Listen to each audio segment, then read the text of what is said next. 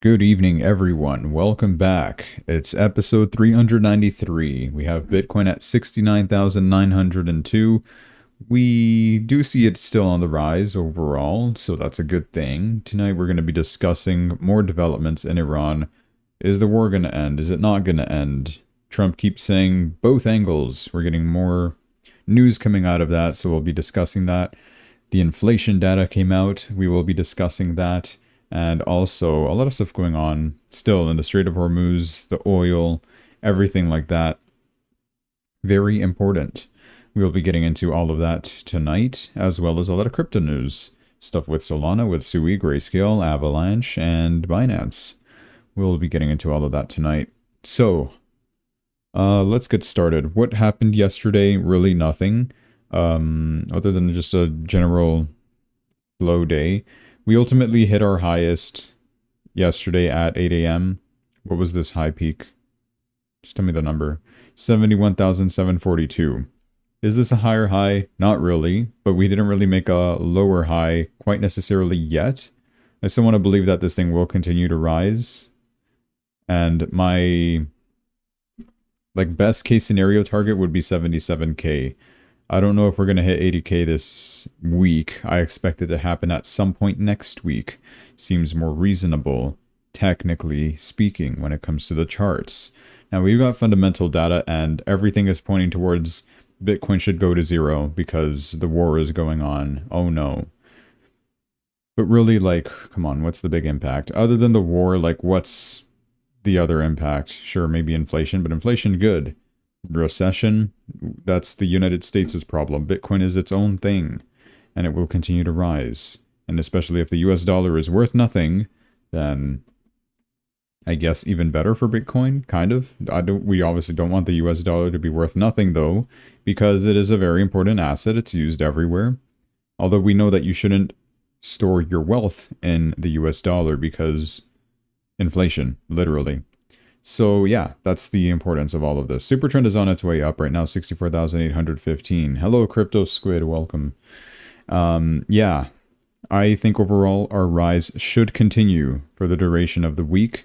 I don't see a good reason for us to drop, so we should not drop. And even if we do drop, we'll stay above 65,000 for the time being, as of right now. Ideally, of course, because ultimately, any bad fundamental news could just make us lose our uptrend and head lower to 62, 63,000. Sure, although I don't see why. So I do overall expect it to rise. We're already almost done the week. It's Wednesday, my dudes. What do we expect for Thursday? What do we expect for Thursday? That's a good question. Did we have the inflation data? Like I said, we'll be talking about nothing Thursday. Jobless claims, no one cares. Friday is an important day. Maybe Friday we get the move that we want. We're getting GDP data. We're getting PCE data. Jolts. Yeah, we'll see how that goes. I guess the inflation data came in a bit favorable, in line with expectations, and okay overall. Core inflation rate month over month came in line with expectations. Year over year, also in line with expectations. Whoops, I slapped my mic. Inflation rate itself, 0.3% month over month. And 2.4% year over year. It literally all came in line with expectations. I don't know if I believe that. It's too perfect. Watch, next month? Next month we'll get, all of this revised data. I don't know. I guess the war didn't really happen in February. Maybe we will see an uptick in inflation next month when we talk about this month's inflation data. Does that make sense? We'll see. And then next week will also be a volatile one too, because we're getting our Fed interest rate decision, we're getting PPI data, and what else? Of course, the projections as well, press conference, that's what's going to move the markets for real. And yeah, I think we'll be relaxing after that. After we rise to 80,000, then I'll give you permission to do your little drop, right? Although we're kind of running out of time, don't you feel like? The big move is supposed to happen soon. It will not happen tomorrow, just saying. I do expect something big to happen on Friday, though. So, based off all that economic data that we're seeing, that could happen. And then Wednesday next week will be the most important peak day. What would this day be? 18th of March? Is that On a Wednesday. It is on a Wednesday. Well, hey, just for the record, I drew this maybe a month ago, and I did not move it. And it's playing out to the T, and everything is aligning. I did not pre-plan this at all, I promise you. Everything is pointing towards that. The stars are aligning, the constellations, I don't know what you want to call it. It's all pointing towards this date. Just coincidentally, I just happened to have it drawn right there.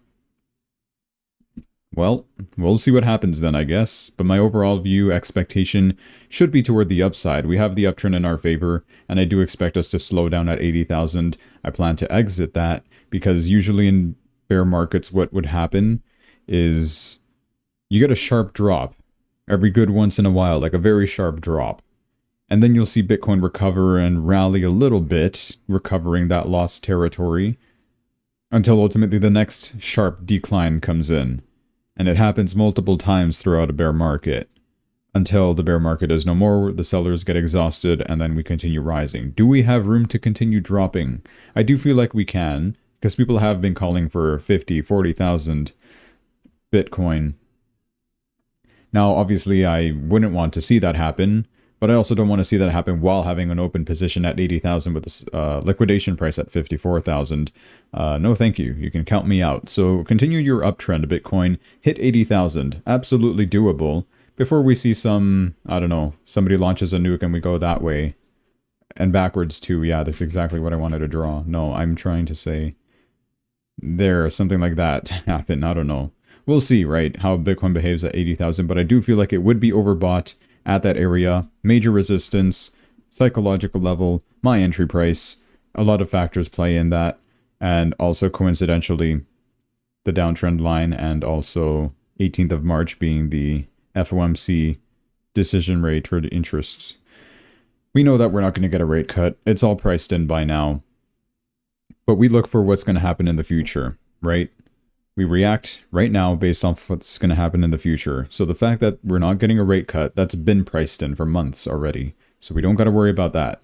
The only surprise we want to see is the Fed being more open to cut rates in the future, especially with how inflation is currently behaving, and also the jobs data that we have been seeing. The Fed is put in a difficult position. What do we do? Stagflation. I've talked about it too much. So it's going to be interesting to see what they say. Their projections and the press conference that they'll have might have to recover some money on Polymarket by betting on Jerome Powell saying, good afternoon. He always does. There's no way he won't, unless they postpone the meeting to the evening and he says good evening or something, like I do. But anyway, yeah, that's an issue for a different day. Ethereum, staying above 2,000, good. I was hoping we wouldn't make a move like this, but I was content with that kind of happening if it did have to happen. It didn't happen, so overall, the rise, I do still expect that for Ethereum as well. How high? 2,300. Super trend is in our favor. 1,865 is where that invalidates and rising, so we must give it some time. 2,047, 2,048 is the current price. Not bad. I'm happy that at least, you know, while I was gone, Ethereum was behaving, staying above 2,000. So that's good. Lovely. Solana, $86.29. On the other hand, we have not been able to poke above $90. I do want to see that for Solana. I've talked about the equivalents here, right? $100 would be like maybe 77,000 equivalent for a Bitcoin. I do expect Solana to be at something higher than 100 by the time we approach 80,000 for Bitcoin, if that is going to happen, if Bitcoin does make its, you know, big rise over here.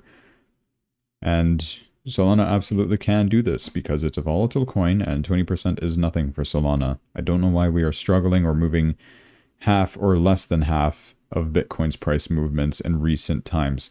What is going on? Where is the interest in Solana? What happened to the meme coiners? Too much rug pulls, I guess.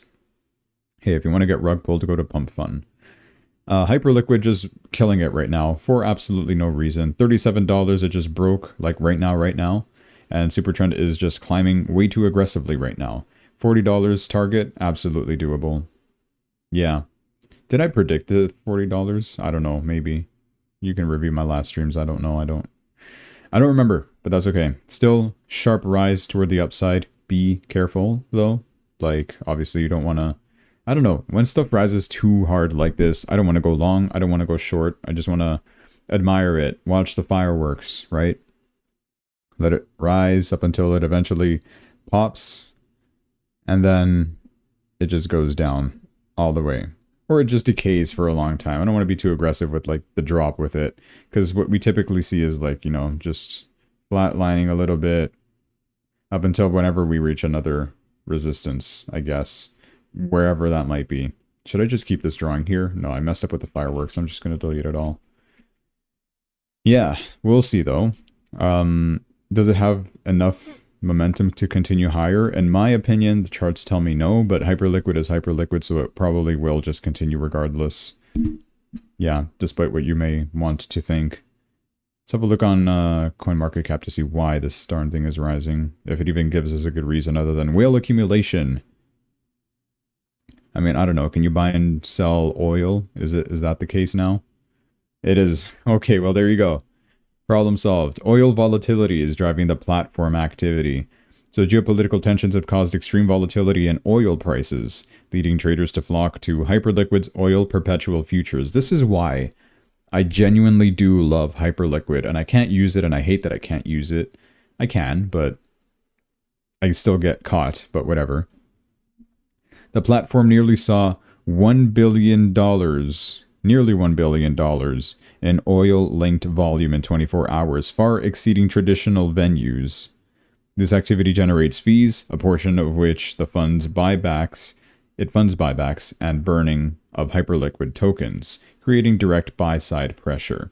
This is why Hyperliquid is great. Even during geopolitical tensions, we saw that case with gold and silver. When gold and silver were on the rise, Hyperliquid was ripping it as well over here, and I explained that as well, because a lot of people are buying and selling trillions of dollars worth of volume in gold and silver, causing Hyperliquid to rise because of the fees, the revenue it generates.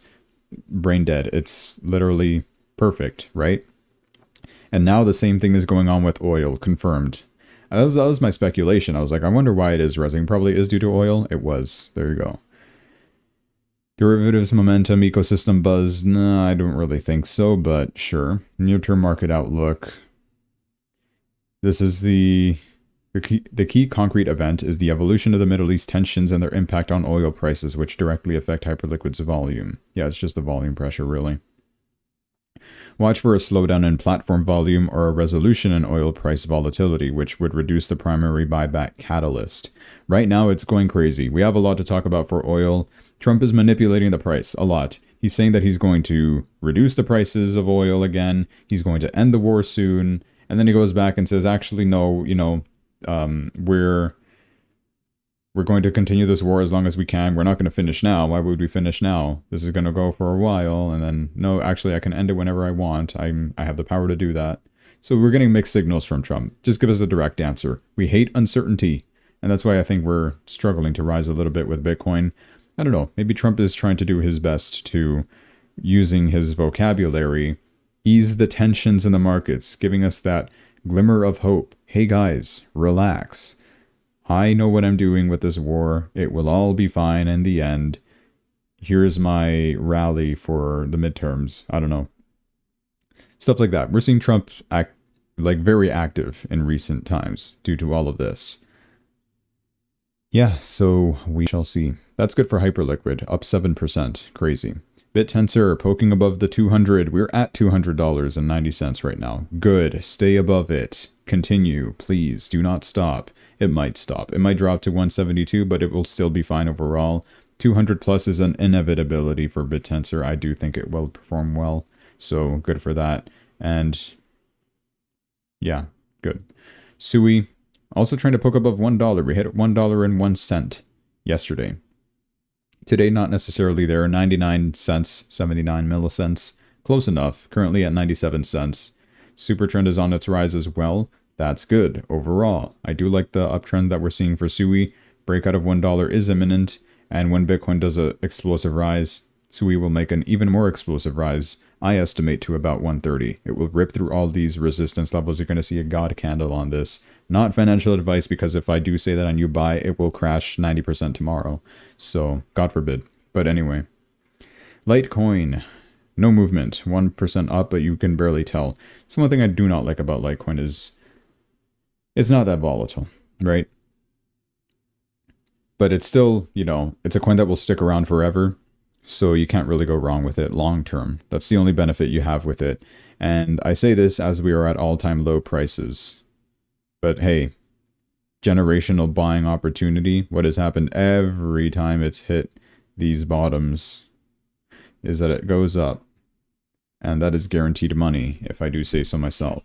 Not financial advice as well, because if I tell you guys to buy tomorrow, it will just do that backwards as well, and you lose all your money. So I don't know, make your own decision. But that's what I see for that. Chainlink also flatlining a bit. I say flatlining. Yeah, it kind of is flatlining. $8.96. We are trying to poke above $9 as well. My target is 10 for this one. I don't have a big growth expectation for Chainlink, but I do expect downtrends to be broken overall until we eventually hit a resistance level at 10. 10 makes most sense to me. Uptrend is still in our favor and validates at 8.24 as of right now. That's good. Hedera, no big movement here. I do expect the rise to happen, so we'll see if my chart drawing does play out. How long will we be bumping these two lines? Just give us a clear breakout signal, whether that's toward the upside or to the downside. I still think it's going to be toward the upside, especially if I expect Bitcoin to continue rising. Why shouldn't Hedera continue rising? Great opportunity for buying long, maybe. Just saying. I don't know. I feel like I'm telling everyone to go max long on everything. I'm not, okay? One nuke and everything also gets nuked in price. Anyways, Monero, 349. We hit a high of 363 over here. That was not too bad. But I still expect movement toward the upside. Eventually hitting $400 per Monero token. Once Bitcoin hits the 80,000 mark, I will keep that drawing there, and we'll see how precise it is. I managed to predict this breakout of the downtrend line, so that was excellent. 320 is where uptrend currently invalidates. So we've got, you know, enough room to deal with. We can handle an 8% drop, still maintain our uptrend, and then continue rising, I don't know, potential 20%. So we hit that 400 target. But I do expect it to just, you know, go ahead and rise 15% while Bitcoin approaches its 80,000 target by next week. That's the time frame I give it. If we are just flatlining, if all this economic data is just bogus and we do nothing and we just flatline like this for the next week and a half, then yeah, it's so over. I will sell everything and I send you this to 50,000. No, that's an exaggeration. Maybe low 60,000. But really though, I don't expect that to truly happen, but we'll see. Yeah, that's what I see for the markets. There you go. Crypto analysis complete. I need to drink tea. I'm talking a lot, during work, and then I'm reading, and then I'm doing the show. It's tiring. I'm literally talking 24/7. As soon as I wake up, 8 a.m. in the morning, and I don't wake up at 8 a.m. I wake up at 6:40. I do my stuff, get prepared, don't talk, and then as soon as 8 a.m. hits, gotta start talking, just yapping with everyone constantly, back to back. No mercy, no remorse, just no chance for a break. Then as soon as I'm done with that, finish work at 4:30. Quickly, I gotta read, I gotta record. I'm still talking even more. There's only a bit of a rest while I record. I don't know, I give myself little breaks. And then, you know, there's also the break while I eat dinner, and then also the break while I prepare for the show. I'm not really talking, I'm just checking out news and all that stuff. And then it's the show, the big show. Talk for another hour. Non-stop, all full straight talk. And then, yeah, then we go to sleep. And my throat is in pain. But that's okay. Tea is a lifesaver. Alright. So, let's get into the news. What do we have? Iran sets conditions for a potential ceasefire with the US and Israel. Like that's ever going to happen. Tehran says any deal would require recognition of Iran's legitimate rights. What are those legitimate rights? What about the women's rights? Kidding. Payment of reparations, of course, and firm international guarantees against future attacks. What's going to guarantee no more future attacks? Them giving up their nuclear program and demilitarization of their proxies. Will that ever happen? No. So there is no guarantee that they will be saved from any future attacks. Is Russia and China doing anything to help them? No. Matter of fact, Russia is capitalizing off of this. They're taking advantage of this opportunity to make money. And so is China. They're buying a lot of Iranian oil. Did you guys know that? They've sold like, I don't remember the number. I don't have the post pulled up, but it's like a lot of money worth of oil. They're only buyer at this point, because what is the United States going to do? Sanction China? We're already having issues with like Xi Jinping meeting happening in April, and then the tariff stuff. We don't want it to also escalate on another end, right? That's just going to worsen things. So a lot of stuff plays into this, right? I just deleted my charts. Next, Trump tells Axios that the Iran war will end soon, and he can end it anytime he wants. Wow, thank you, Trump. Can you do it now, please? Because I'd like this thing to rise, but Trump is like, no, we're going to make sure we finish the job first, right? Why would we leave it halfway? We don't want to come back in another 2 years and have to bomb them again, right? Sure, I guess. The U.S. Department of Energy predicts crude oil will fall to $70 a barrel by the end of the year. $70 a barrel. Now, that is not enough, I think. We were at 50 before all of this thing began, right? Look at that. 56, 55 was our lowest. We were spiked to 115, which we saw. Current price of oil is 91. And that's, I think, after we've recovered. Yeah, we recovered some territory. And ultimately, you're expecting $70 per barrel. Yeah, I think that's about average. By year end, hey, at least we know the war is going to end at the end of the year, right? We'll see. Our most frequent question right now. President Trump said the war is ending very soon, and the IEA and the US are releasing 572 million barrels of oil reserves. So why are prices nearing $100 a barrel again? I mean, hold on, I'm missing a post. This one I wanted to talk about first. Japan is getting involved in this too. Sanae Takaichi says that Japan will start to release part of its oil reserves as early as March 16th.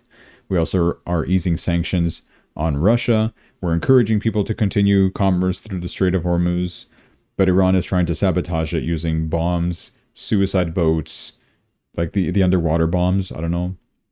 And they're successfully blowing up a lot of ships that are transporting crude oil that are not theirs. So the best way to mitigate this is Trump is trying to take over the Strait of Hormuz, which we've talked about in the previous stream. In the lead up to Sunday night's historic $30 plus rally in oil prices to $120 a barrel, uncertainty was at record highs. The reason behind this rally was largely that President Trump was not signaling how long the Iran war would last. That's true. Since then, the only factor that has changed is that President Trump said that he will end the war pretty quickly. That's his way of damage control, right? Yeah, guys, don't worry. It's not going to be a long-term thing. Oh, okay. We're just going to crash to 76 real quick. What was our actual lowest? It was 76. Yeah, okay. That's crazy. Crazy volatility there. But yeah. However, this also implies that military action would likely continue until at least the end of March because of the 4 to 5 weeks that he's talked about. Meanwhile, as Iran calls for oil prices to rise toward $200 a barrel, storage is filling up in Gulf countries, and nearly 20 million barrels of daily supply remain off the market. On top of this, restarting oil production in the Gulf will not be simple. The path to restoring full output is now expected to take months. Yeah, that's going to slow down the process a bit.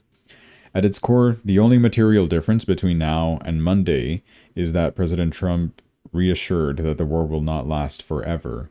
We expect more comments like this from the Trump administration as oil prices near $100 a barrel. This would mirror the strategy used during the trade war, when hints of a trade deal often emerge as market volatility reached unsustainable levels. Markets are a product of sentiment and expectation. Okay. Hey, maybe that's a good thing? I don't know. Every time that oil reaches $100 a barrel, Trump is going to have to come out and say, hey guys, relax, don't worry, the war is not going to go on forever, haha. And then we get a rally in Bitcoin. And now we're about to hit $100 again soon. We're at 91. Trump's going to be like, guys, I said the war is going to end very soon. I could end it tomorrow if I really wanted to. And then, you know, we get our usual rally with Bitcoin. Maybe that will happen. We shall see. Trump also said, if Iran has put out any mines in the Hormuz Strait, and we have no reports of them doing so, we want them removed immediately. If for any reason mines were placed and they are not removed forthwith, the military consequences to Iran will be at level never seen before. If on the other hand they remove what they may have been placed, it will be a giant step in the right direction. Because there's rumors now that they're putting mines in the Strait of Hormuz to blow up ships. This one was unfortunate news, I guess, for the United States. Remember the missile that bombed the all-girls school in Iran? And people were like, who did this? It was AI, I think. But okay. So, preliminary U.S. investigation finds that the United States military is responsible for striking the Iranian elementary school, killing 175 people and children due to a targeting mistake. I bet it was that darn Anthropic. It was only verified by New York Times, though. So, we do need the actual confirmation of the... What do you call those guys? Pete Hegseth and them. Yeah. I also want to just go through other events that have been happening. Israel's foreign minister says President Trump told him the war will not end this week. Okay, so yes, it will end. No, it will not end. All right. Iran Security Council Secretary Ali Larijani warns President Trump to watch out for himself, lest you be eliminated. They're talking big. They really want to get hit more, I guess. I don't know. Secretary of War Pete Hegseth says today will be the most intense day of strikes against Iran. Did we even have any strikes yesterday? I don't think so. This is from the 10th of March. U.S. asks Israel to halt strikes on Iran's energy infrastructure.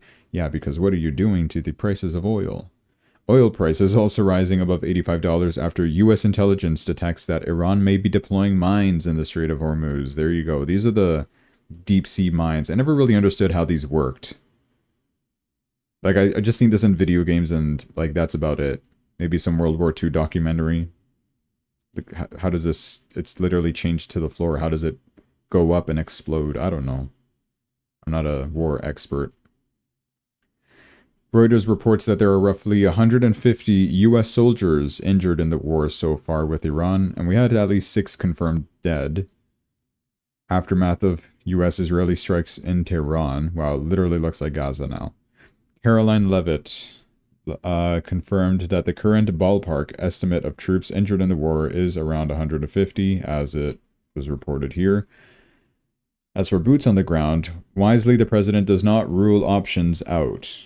Is that wise? I don't know. She also says that Trump was sharing his opinions when he claimed that Iran has a Tomahawk missile that was used to strike the school in Minab, Iran. The reporter said, hey, why did Trump say that Iran has Tomahawk missiles when it's only the 3 U.S. allies plus the U.S. that have those missiles?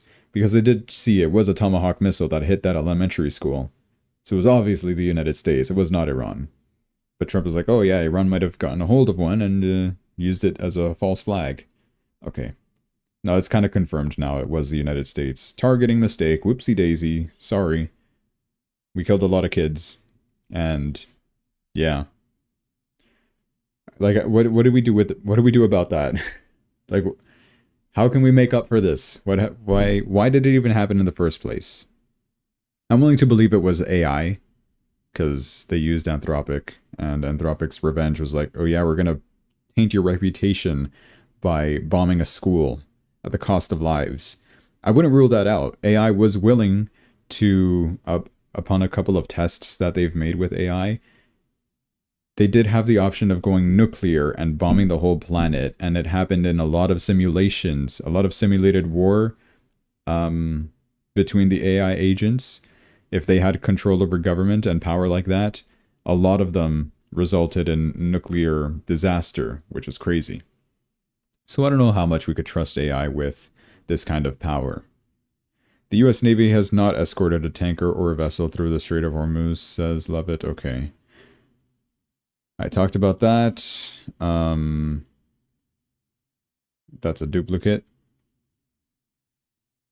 Trump says, I am pleased to report that within the last few hours we have hit and completely destroyed 10 inactive mine-laying boats and or ships, with more to follow. America is returning to real energy dominance. We'll open a new oil refinery, of course, to combat these never-stopping rising oil prices. Okay, yeah, people getting arrested, okay. Where's the other stuff? Where's the rally stuff? I gotta get past all this. Endorsement. Why is Hillary here? What is this? Whoops. Trump says the war with Iran will end soon because there is practically nothing left to target. I agree with that. Literally, how much longer can you extend the war? For what? Okay, maybe while you're getting people to get the regime change done, sure.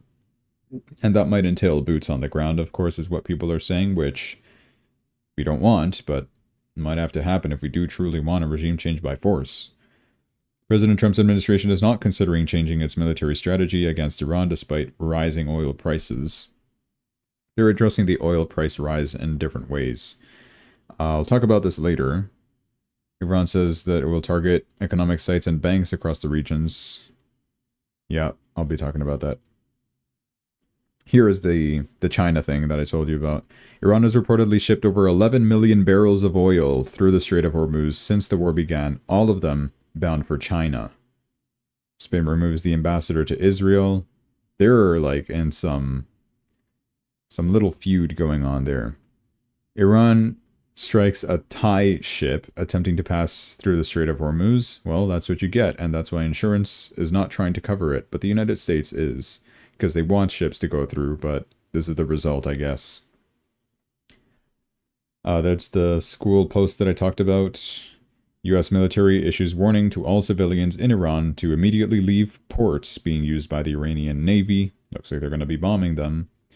Footage shows massive fire after Iranian drones struck Oman's largest oil facilities. Why? I thought they said they weren't going to attack any neighboring countries anymore. Whatever. Supreme Leader Mojtaba Khamenei was lightly injured in the attack, but he's still continuing to operate, says the Iranians. Sure, we totally believe you. That's why he was brought out in a cardboard cutout to his inauguration ceremony or whatever it was. Trump says, we are leaving certain things that we can take out. They literally would never be able to build that country back. He refuses to say if he is all right with the new supreme leader being the Ayatollah's son. He says, I don't want to comment on that. Do you take any responsibility as commander-in-chief for the strike on the school in Iran? Trump says, well, I don't know about that. He's dodging the question. They're not cooperating at all. They've been very bad. We may cut off trade with Spain. Yeah, there's the feud that I talked about with the Spain thing. When they say, okay, are you going to withdraw from Iran? Trump says, well, we're not finished yet. Okay, I thought the war was ending soon, but okay. Kamikaze drones striking Oman. Yeah, we talked about that. The worst congressman ever, Thomas Massie, says Trump. He had a rally later, I think, in Kentucky, so that's why he's bringing up the topic of Thomas Massie again.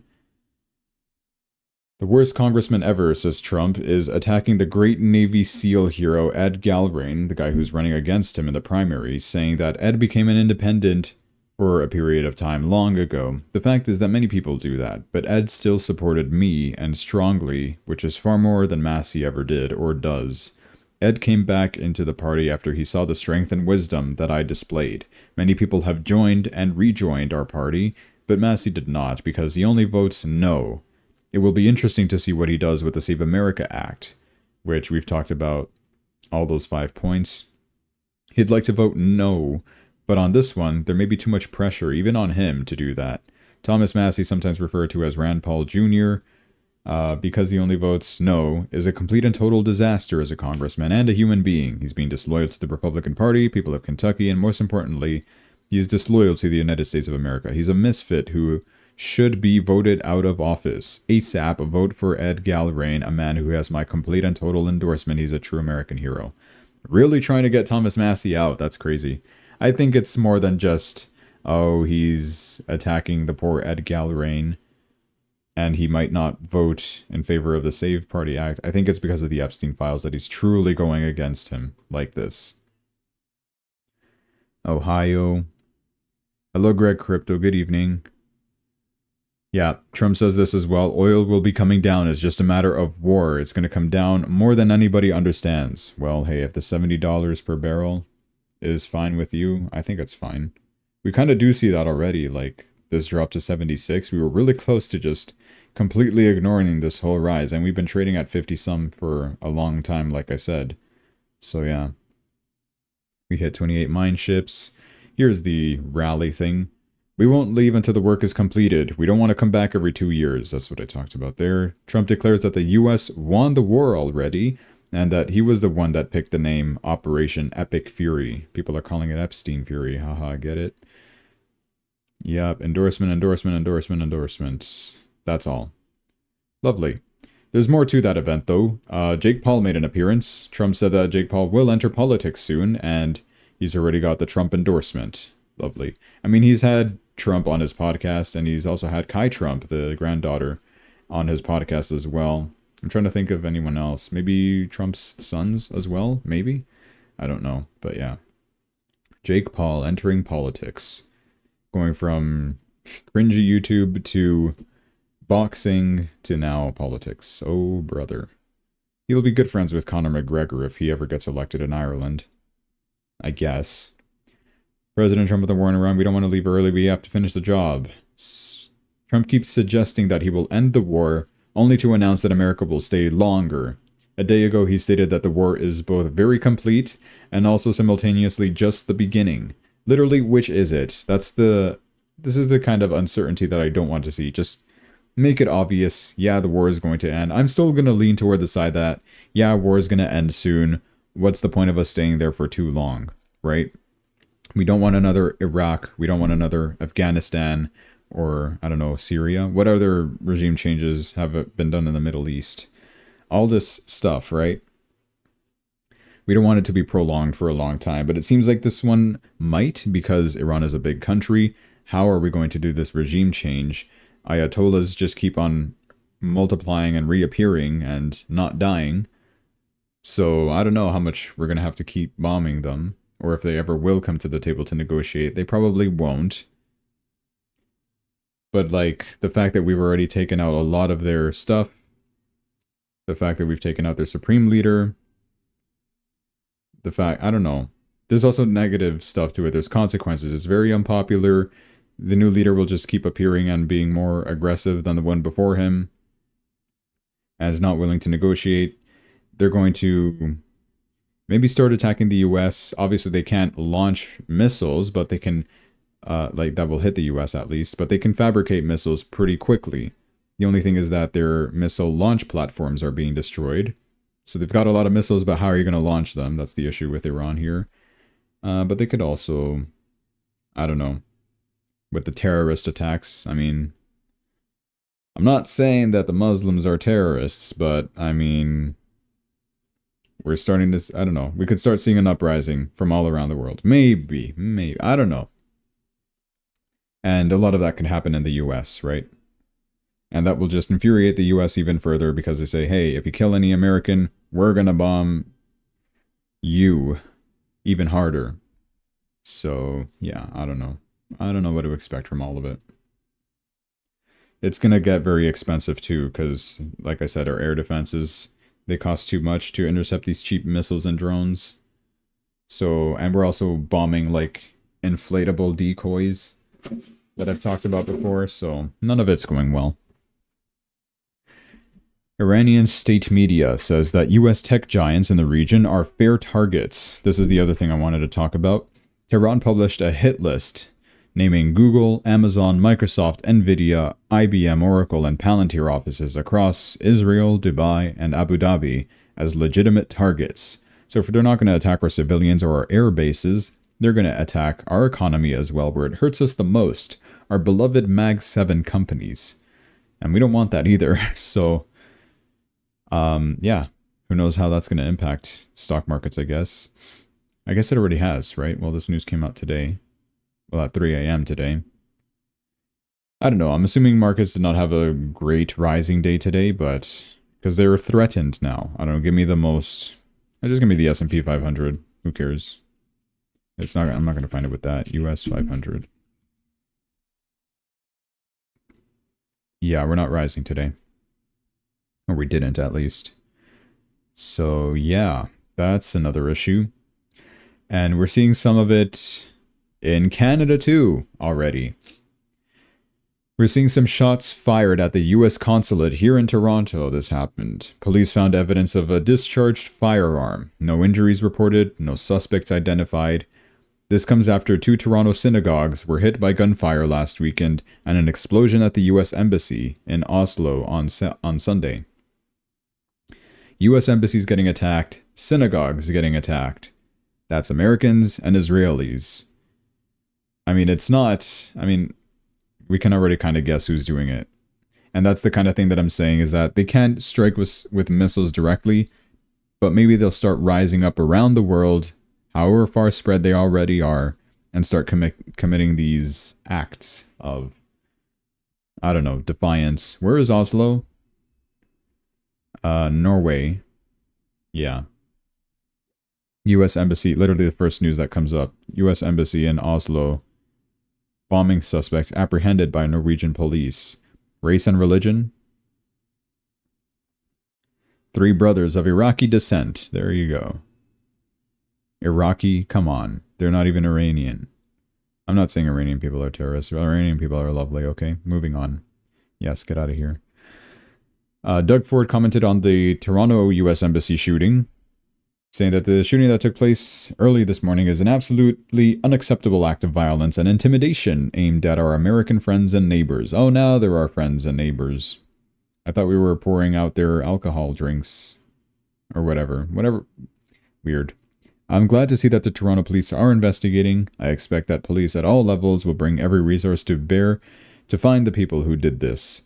Everyone at all levels of government and across Canada needs to make clear that there is zero tolerance for this sort of intimidating and dangerous behavior, and we will do whatever it takes to prosecute and punish the people responsible to the fullest extent of the law. I think we do have more developments on it. It was like a white SUV that they found with like the most... yeah. There's gunshots at multiple synagogues, gunshots at Iranian-Canadian activists' gym, and gunshots at the U.S. Embassy. Yeah. So stuff like this might start popping up around the world. No big deal, I guess. That is all for now for geopolitics. Well, I guess this does kind of play into it as well. The Fed, the inflation report, it came in exactly in line with expectations. The CPI data and other inflation data, core CPI. On paper, this looks like the report that the Fed has been waiting for, but this data may already be outdated. These numbers reflect February conditions before the US struck Iran, before the oil price surge above $115, and before the current energy shock started moving through global supply chains. I promise you I didn't read this in advance, and that is literally what I just said, like a couple minutes ago, pointing at, like, the inflation data that's like in line with expectations. Like, yeah, it's a bit surprising, but I mean, that's because the war didn't really happen in February. We're probably going to see the reports from March showing something more problematic, right? The month after. The Fed meets on March 18, just 1 week from today, and policymakers are now facing 3 conflicting signals. That's true. Oh, dude, it's all over the place. The poor Fed.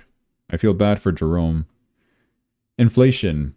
The issue with inflation, February CPI shows cooling pressure, and it gives the Fed room to cut, which is a good thing. It's kind of what we want. But the jobs data says that the labor market is weakening. Payrolls added 58,000 jobs versus 126,000 that was expected. Didn't we lose jobs? Unemployment rose to 4.4%. This should also be good for rate cuts, right? But with energy, oil is still around $86, 20% higher when US-Iran war started. The inflation impact of this conflict has not yet appeared in consumer prices, and that puts Powell in a difficult position. What are we going to do?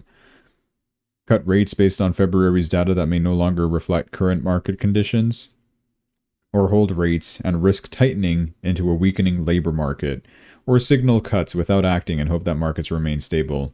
I think this might be the case. Hey, if that does happen, the signaling the cuts without acting and hoping markets remain stable, I think that is the stance that the Fed is going to take. They're going to give us some hopium like, yeah, guys, don't worry. Rate cuts are still on the table. Here's our peasant projections for you guys. Have fun gambling out there. And they're not going to say, yeah, we're not going to cut because of the war, or I don't know. Guys, we're stuck. Stagflation is real, and I want to quit. I can't wait for Kevin Morse to replace me. What is Jerome Powell going to say? What else we got? Treasury buybacks. Fed injecting money. $15 billion. The U.S. Treasury just unleashed a historic $15 billion debt repurchase, towering over last week's $4.5 billion move. This significant liquidity injection signals potential relief for bond markets, which could redirect capital risk towards assets like Ethereum and Solana. Why those specifically? I think we're generalizing here. Any crypto alt, I guess. Crypto market is still underestimating this catalyst. Liquidity seems to be the biggest reason for why we should be rising in the future, once all this stuff clears out of the way, once there's no such thing as war, once there's no such thing as, I don't know, rate hikes, uncertainty, jobs datas, once things just start aligning in our favor altogether. We just gotta wait for that perfect storm, I guess. Nice. I don't remember if I talked about this, so I'm going to bring it up again if I did, but if I didn't, well, here's the first time you're hearing about it. Kraken partnering up with NASDAQ for 24/7 tokenized stock trading. I feel like I might have talked about it, at least alluded to it, but here's more information on it. It will run on Kraken, not through traditional brokers like Schwab or TD. I feel like I did talk about this, yeah, but how will we run it? People are asking, is it through Chainlink or Ondo? It's going to be through X stocks is the answer. They've made like their own specific framework for NASDAQ and Kraken's partnership. It will issue tokens primarily as SPL on Solana for on-chain settlement and DeFi integration. It also supports Ethereum, TON, BNB chain through their multi-chain exchange layer for cross-chain liquidity, powered by Chainlink, I believe. The new gateway bridges regulated markets to these permissionless networks. Full rollout on the first half of 2027. No single chain. It's designed for interoperability, which is a good thing. That's cool. The 20 millionth Bitcoin. Has it been mined yet? I'm sure it has. They said it was going to happen this week. Yeah, there you go. 20 million Bitcoins. Congratulations, everyone. We did it. All this years of hard work and yapping and other people mining and me contributing absolutely nothing has gotten to this point. So I want to open a wine bottle in celebration, and there we go. 20 million Bitcoins. Congratulations. Michael Saylor just said there is only room for one nation state to buy up 20% of the Bitcoin network. Obviously, that should be the United States, and I think it will be the United States. I think so, too. If the United States is going to be buying 1 million Bitcoins over the course of 5 years, if Cynthia Lummis gets her act together and, you know, has this bill passed, then there you go. Like, it's going to be such a scarce asset. The price is going to explode, like, really, really hard. And I know we should be saying this as the supply is less. It was less before. We had 19 million. That was less Bitcoins in circulation. But as more and more people become interested, we're already seeing institutions in it. Governments are taking interest. Yeah, that's the major one, right? The governments. It's going to cause a big move. I absolutely feel that. Missouri's Bitcoin Strategic Reserve Fund bill advances after the House committee votes do pass. It allows the treasurer to hold Bitcoin, accept crypto donations, and directs the state to accept cryptocurrency for tax payments. It now moves to the full House. Big if true. Paying your taxes in Bitcoin could be good. I don't know. I feel like I would never pay my taxes in Bitcoin because I just want to hold on to it forever. But I don't know. Paying your taxes in Bitcoin. It would be good overall. You know, you're not wasting your Bitcoin. You're kind of contributing to your state getting richer, of course, because if you pay your taxes in Bitcoin, the state or eventually the federal government will have to hold that Bitcoin into their reserves and they'll never sell it. You're contributing to the scarcity factor of crypto. Kind of, temporarily. Because I'm sure they will eventually sell their Bitcoin for something, right? What gives with the state of Missouri? Don't we have this? Where's the big boy map? I am blind. Here it is. Okay, well, testing my knowledge. Where is Missouri? Is it MS? That's Mississippi. Minnesota. Michigan. I don't know where Missouri is. Okay, well. Massachusetts, Maine, Montana. I almost said Manitoba. Whoops, that's a Canadian province. Not there. It's almost in the same area. I'm sure we've talked... Hold on. What was it looking for again? I already got confused. Missouri. No, Missouri is a... No, it's a state, yeah. Missouri state. What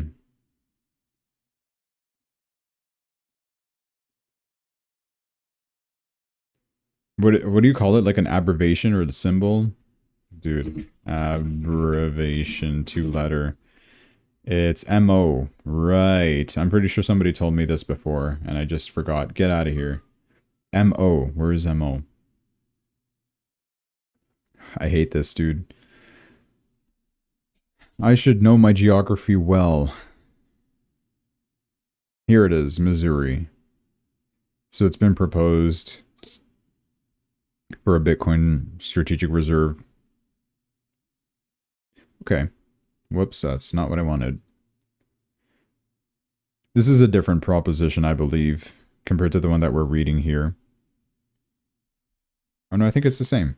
But it does have to, like, fully pass. So it just passed the House committee. Moves now to the full House. And then whatever the last step is. So it's coming soon. Do not worry. Binance. They're suing Wall Street Journal for defamation over February 23rd's article talking about Iran sanctions. If you don't know what this is, it's this kind of. The Department of Justice launches an investigation into Iran using Binance to evade sanctions. Uh-oh. That's not good for CZ. The Washington Street Journal reports that the Department of Justice has begun investigating Iran's use of Binance to evade sanctions.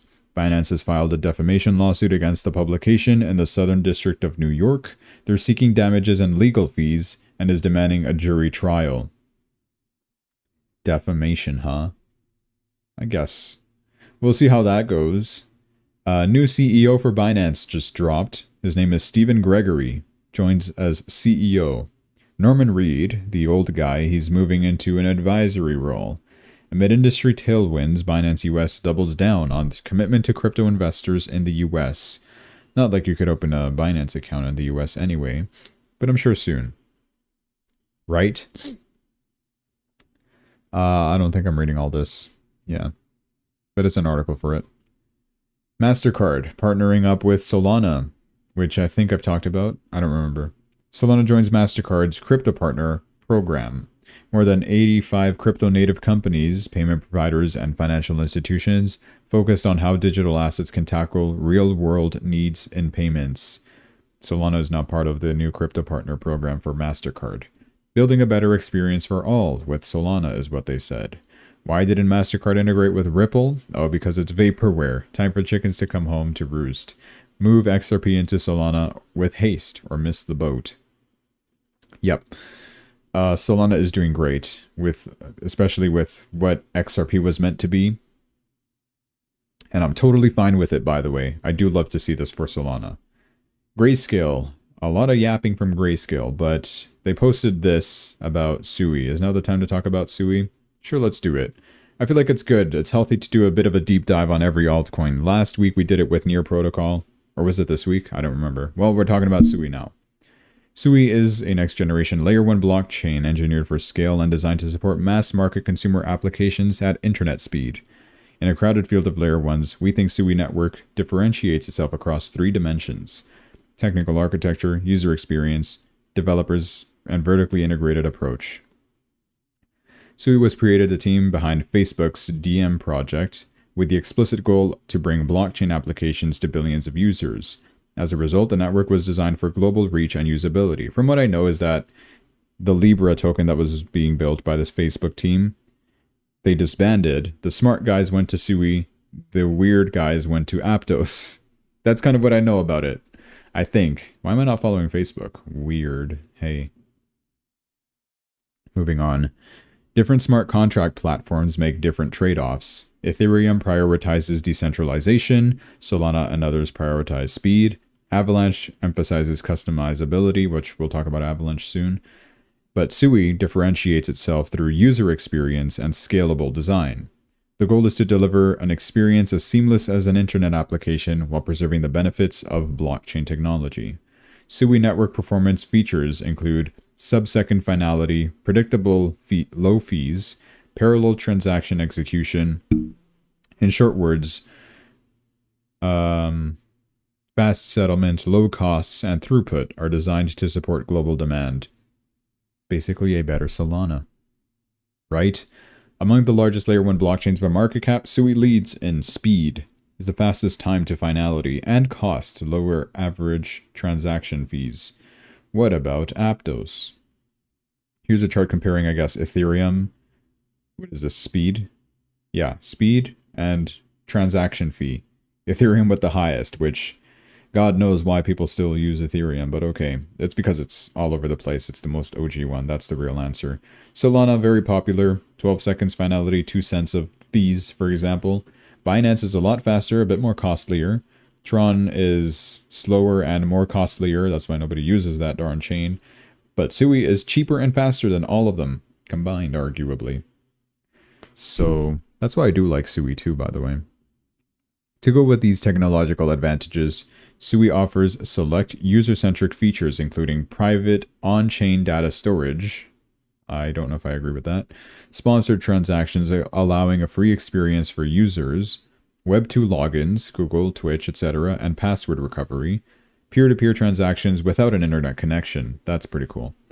Together, these design choices reduce many of crypto's biggest UX barriers. In our view, this UX-first design is key to Sui's strategy. If crypto is to reach billions of users, applications must match or exceed the usability of Web2 platforms. The team at the heart of Sui's tech and user-focused design is Miston Labs, formed by former leaders of Facebook's blockchain project. It's all these dudes right here.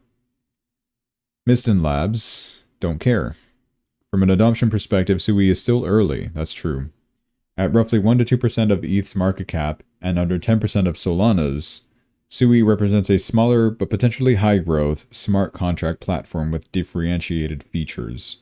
I agree with that. I do feel like Sui is very, very undervalued. Even where it is right now, Sui below $1 is free money. This thing hits $5, no problem. Sometimes. Yeah. Bottom line, different smart contract platforms optimize for different outcomes. Sui's bet is that long-term success will require high performance, global scalability, and Web2-like user experience. Hey. Sui, where is it? Oh my, it's all the way down here. Very undervalued. Has a max supply, so yeah, it'll be temporarily inflationary, but should be good overall. It's better than Aptos that has no limit. Where is Aptos? Does it even exist in the top 100 anymore? Here it is, 66. Oh boy. Hey, they added a max supply. That's new. Did they? Yeah, they did. When did they do that? When did they do that? I swear it used to not be max supply like that.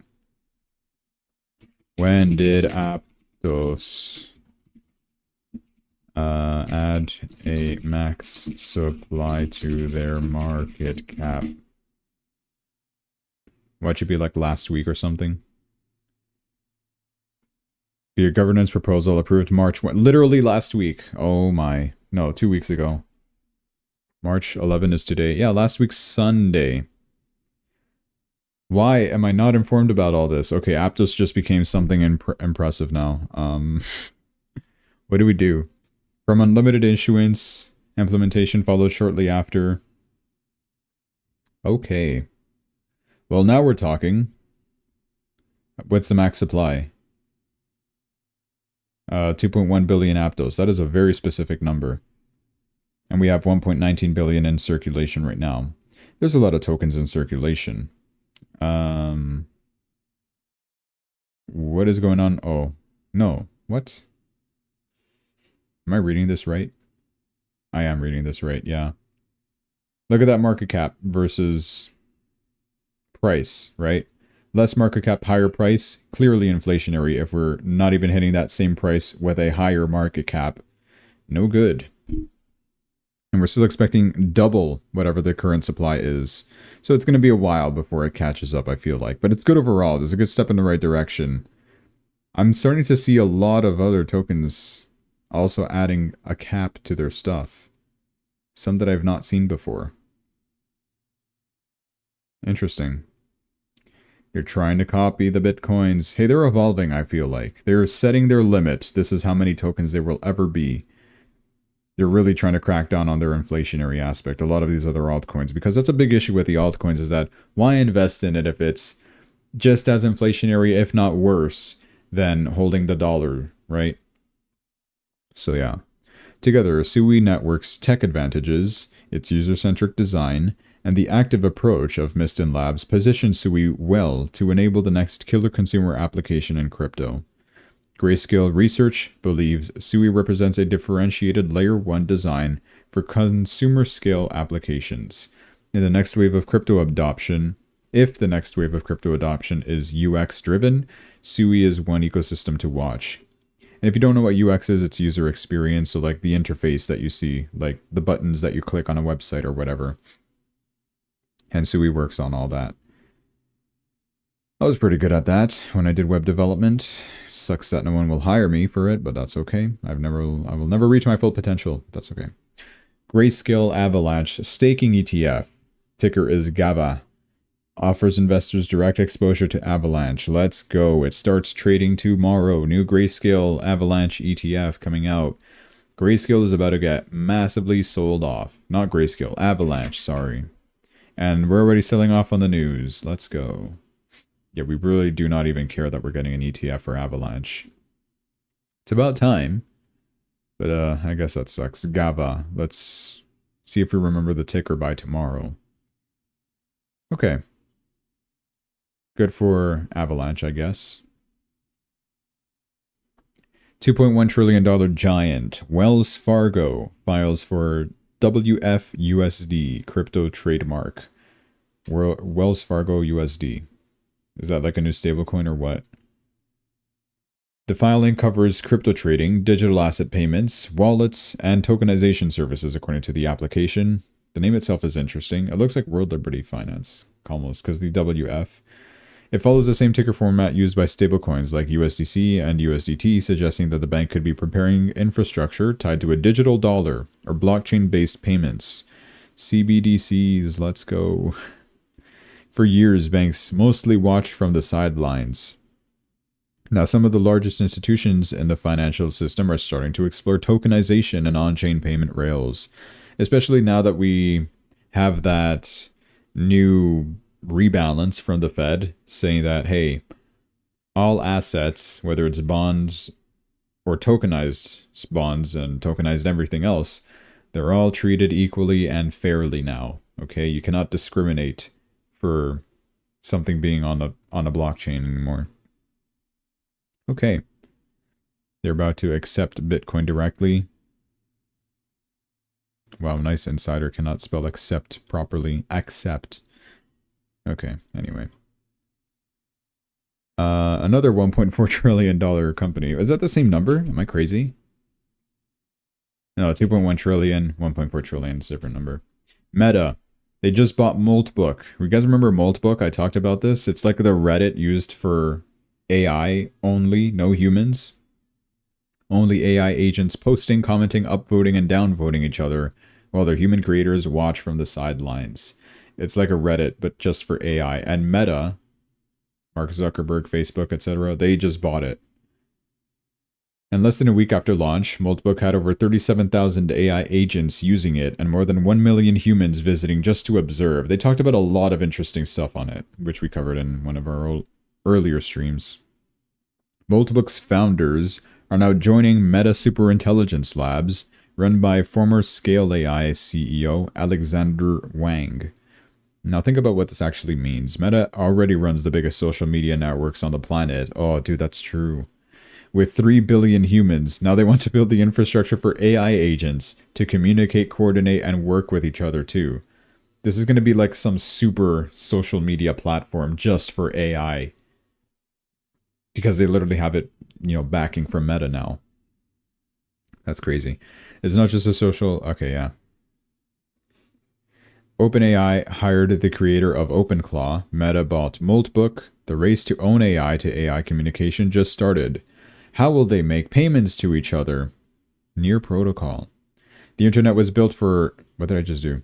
The internet was built for humans to talk to humans. What comes next is being built right now, and Meta just made the first move. Dude, what about dead internet theory? Where it's all just AIs talking on the internet, and we just don't know it because we think, what are you doing? I almost opened a long on Avalanche. Are you crazy?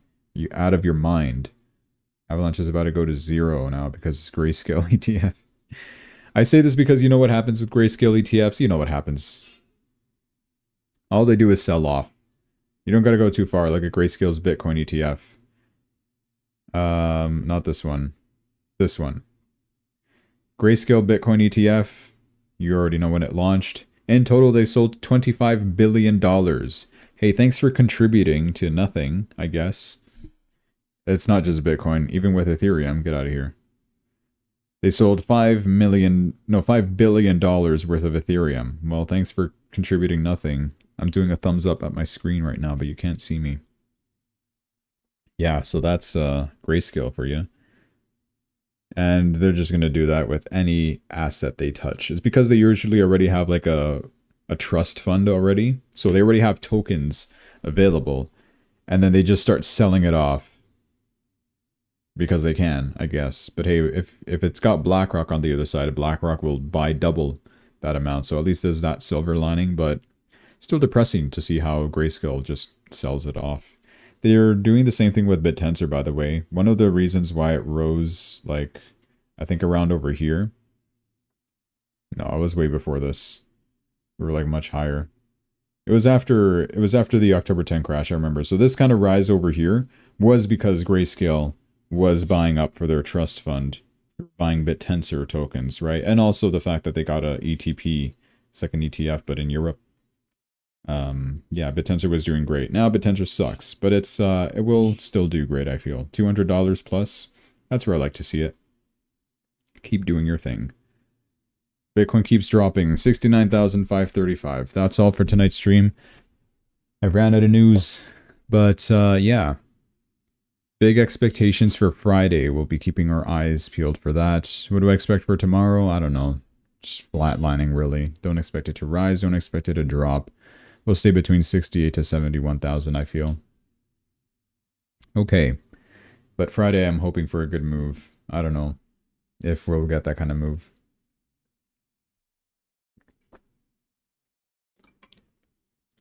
Okay, so that's all for tonight's stream, guys. Thanks for watching. Hope you enjoyed. Like and subscribe. I will see you tomorrow. Have a